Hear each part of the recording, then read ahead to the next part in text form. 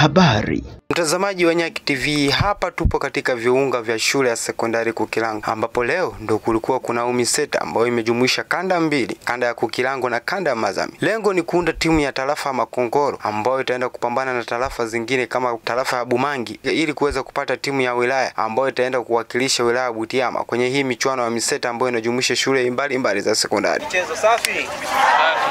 Niwapongeze kwa kuchaguliwa kuunda timu ya tarafa ya Makongoro. Kwa kuanzia sasa nyie ni wana michezo wa tarafa ya Makongoro. Sio mchezaji wa Kianyali wala Kukilango wala shule yako. Kwa kuanzia sasa hivi tunaunda timu ya wapi? Ya Makongoro. Sasa mimi waombe wale wote mliochaguliwa. Kuna wengine mnaweza mkao umetoka shule moja wengi. Nendeni mkapange ratiba ya kufanya mazoezi. Wale wakimbiaji, mimi nilikuwa mwanariadha. Kwa leo nimeona mkimbiaji moja tu. Mwambie tu kweli. Kama hutafanya mazoezi, hutapata nafasi.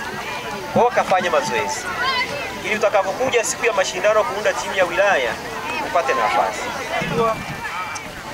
Hata wale ambao kuchaguliwa leo bado tunaamini kwamba sote ni washindi, lakini when two compete one should be defeated. Kwa hiyo next time fanya bidii utapata nafasi. Kwa hiyo tunahitajika kufanya mazoezi ili tuwe timu bora wakati wa kushindana. Tunategemea kama hakutakuwa na mabadiliko, tarehe 7 mwezi wa 4 tuwe hapa kwa ajili ya kuunda timu ya wilaya.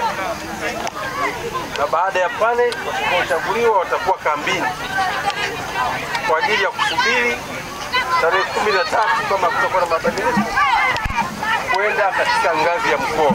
Wewe ulikuwa miongoni mwa watu ambao wanachagua vijana ambao walikuwa wanaonyesha vipaji vyao hapa. Nini hasa ambacho wewe ulikuwa unakizingatia ili kumfanya kijana aende kwenye hatua nyingine?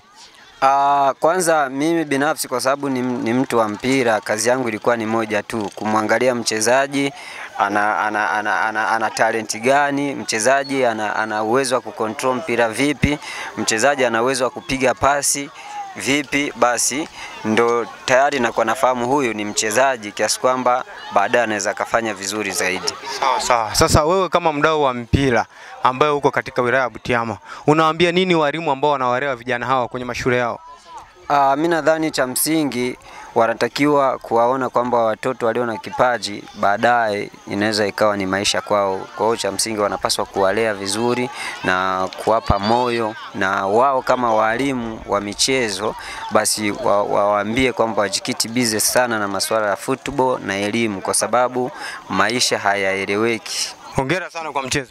Asante. Wewe ni miongoni mwa wachezaji ambao wamechaguliwa kwenda hatua ya kuunda timu ya wilaya. Unajisikiaje baada ya kuchaguliwa? Kiuhalisia najishukuru vizuri sana, kwa sababu cha kwanza namshukuru Mungu tumemaliza game salama na najisikia furaha sana kuchaguliwa. Wewe changamoto uliona wapi tangu mmeanza mechi za asubuhi mpaka jioni? Changamoto ilikuwa ni pumzi, kwa sababu miongoni mwa wachezaji wetu wengi walishindwa kufanya mazoezi kwa sababu ya mambo kuwa mengi sana, kwa sababu timu yetu tunategemea ukanda wa form 4 sana, lakini form 4 wengi walikuwa wako busy sana katika swala mitihani, kwa hiyo mazoezi hayakuwa mengi sana ili kutuweka sisi tuwe fiti. Ndio hiyo changamoto, lakini isingekuwa hivyo tungepata matokeo mazuri zaidi.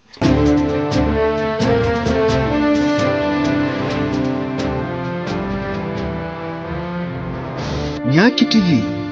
Habari.